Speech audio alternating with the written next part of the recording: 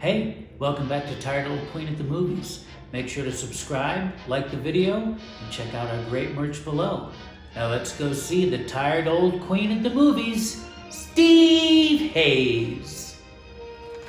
John, how nice. Won't you come in? Oh, Johnny, we hadn't done a Bette Davis film in a while, so I thought that we should finally do Bette Davis's favorite film of all the films that she did, 1939's Dark Victory, directed by Edmund Goulding and starring Bette Davis, George Brent, Geraldine Fitzgerald, and Ronald Reagan. This movie was based on a Broadway play that Tallulah Bankhead had done and flopped on Broadway. And Betty went after it. She was riding high. She had won her second Academy Award for Jezebel in '38. In 1939, she did Juarez, The Old Maid, The Private Lives of Elizabeth and Essex, and Dark Victory, all in 1 year. She was just at the top of her game, and she could get what she wanted, and she fought every inch of the way. Don't be against me. This is a story of a socialite. She's rich, she's spoiled, she's fun, she raises tantrums, she's a hellraiser. When I tell you to do something, do it. Yes, Mom. And she keeps seeing double. And she'll be out riding her horse and she'll ride it into a fence, or she's driving a car and she sees two roads, and things aren't good.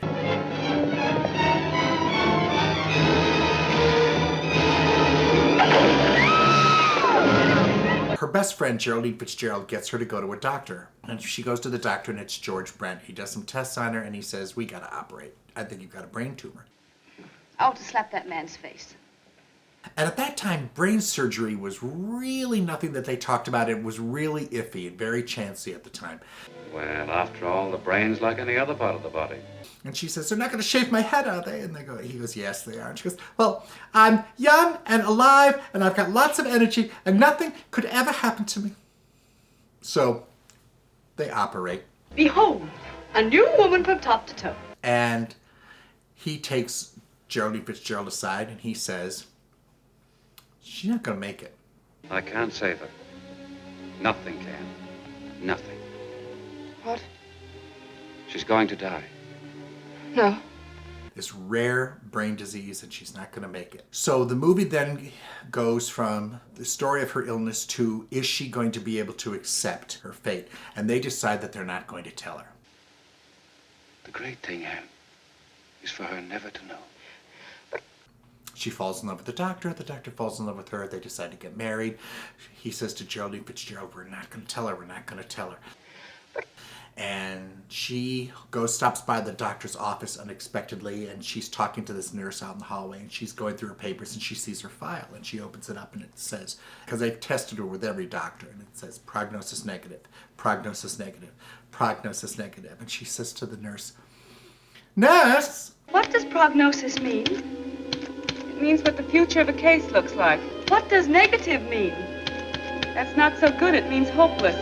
When she runs out of the office and she goes to the restaurant where Geraldine Fitzgerald and George Brent, her best friend, and her fiancé are sitting there, and she goes, I think I'll have a large order of prognosis negative.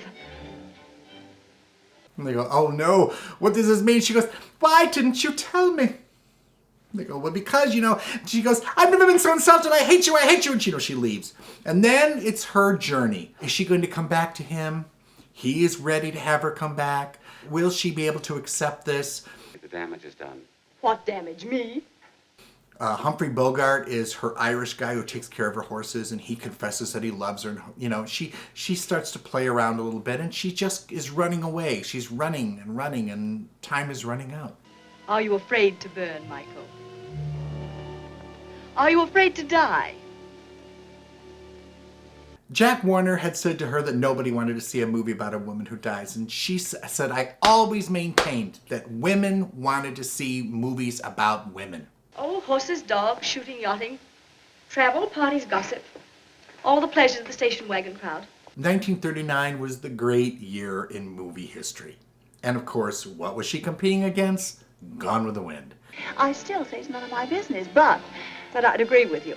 a movie that Jack Warner had offered Selznick with her and Errol Flynn as a package deal, and she wouldn't hear of it. She said, "Oh, I bet it's a Pip, Gone with the Wind," and she walked out. She'd won, and she had her revenge because she, the year before in '38, won an Oscar for Jezebel for playing a Southern belle.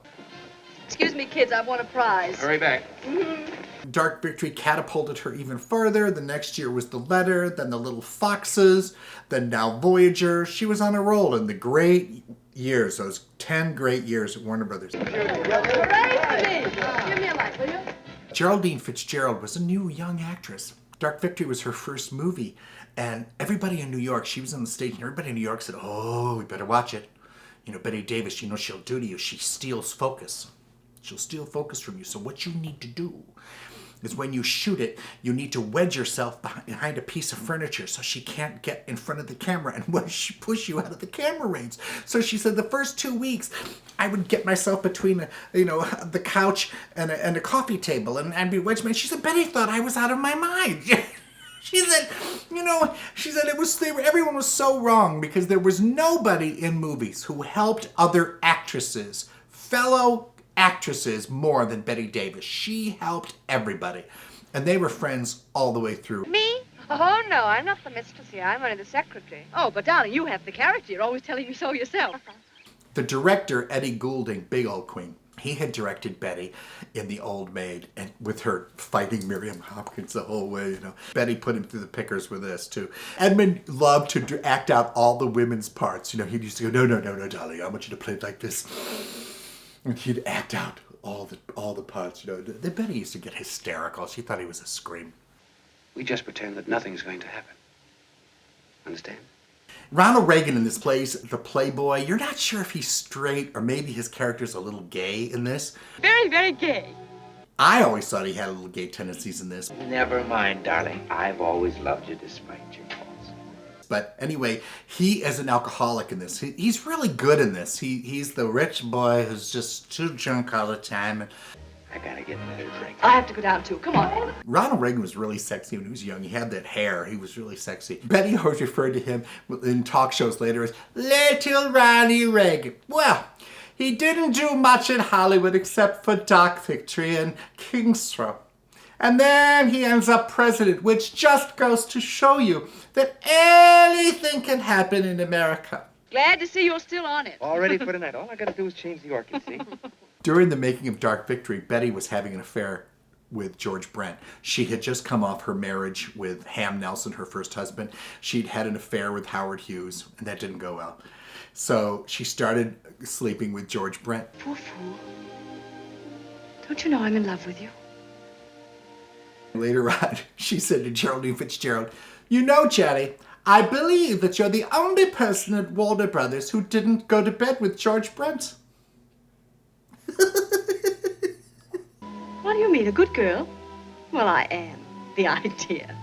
There's a very famous scene at the end of Dark Victory where she has to go up a staircase, and it's the final scene in the movie. Geraldine Fitzgerald said everybody on the lot came to watch Betty do this scene. It had been talked about all week, the final scene of Dark Victory.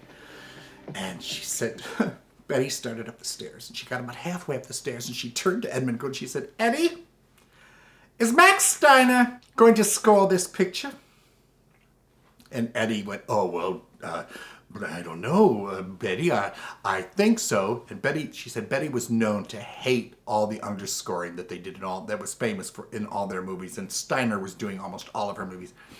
She said, "Well, I'm telling you now, I'm going up those stairs, and Max Steiner's going up those stairs, but we're goddamn not going up them together."